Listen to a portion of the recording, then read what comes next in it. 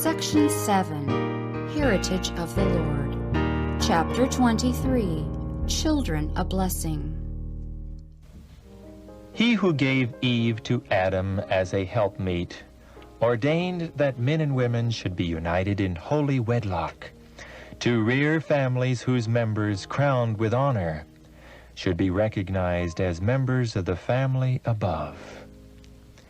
Children are the heritage of the Lord, and we are answerable to Him for our management of His property.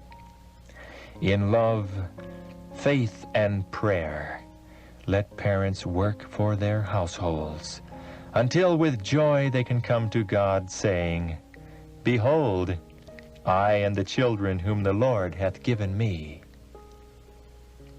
A childless house is a desolate place.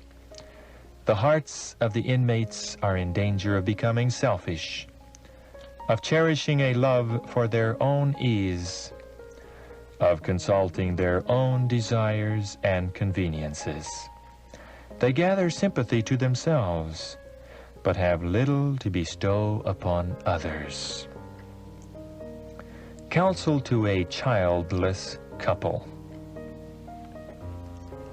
Selfishness, which manifests itself in a variety of ways according to circumstances and the peculiar organization of individuals, must die. If you had children and your mind were compelled to be called away from yourself to care for them, to instruct them, and be an example to them, it would be an advantage to you.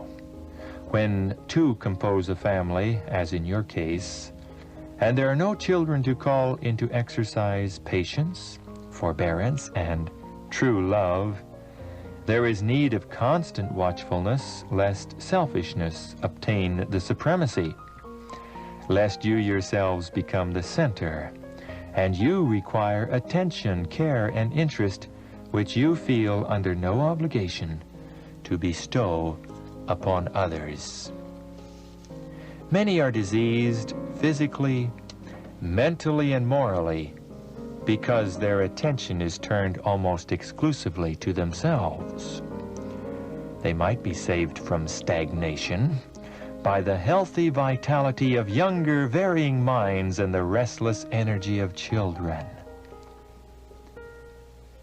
I have a very tender interest in all children, for I became a sufferer at a very early age. I have taken many children to care for, and I've always felt that association with the simplicity of childhood was a great blessing to me. The simplicity, forbearance, and love required in dealing with children would be a blessing in any household. They would soften and subdue set traits of character in those who need to be more cheerful and restful. The presence of a child in a home sweetens and refines. A child brought up in the fear of the Lord is a blessing. Care and affection for dependent children removes the roughness from our natures, makes us tender and sympathetic, and has an influence to develop the nobler elements of our character. After the birth of his first son, Enoch reached a higher experience. He was drawn into a closer relationship with God. He realized more fully his own obligations and responsibility as a son of God. And as he saw the child's love for its father, its simple trust in his protection, as he felt the deep, yearning tenderness of his own heart for that firstborn son, he learned a precious lesson of the wonderful love of God to men in the gift of his Son, and the confidence which the children of God may repose in their heavenly Father. Children are committed to their parents as a precious trust which God will one day require at their hands. We should give to their training more time, more care, and more prayer. They need more of the right kind of instruction.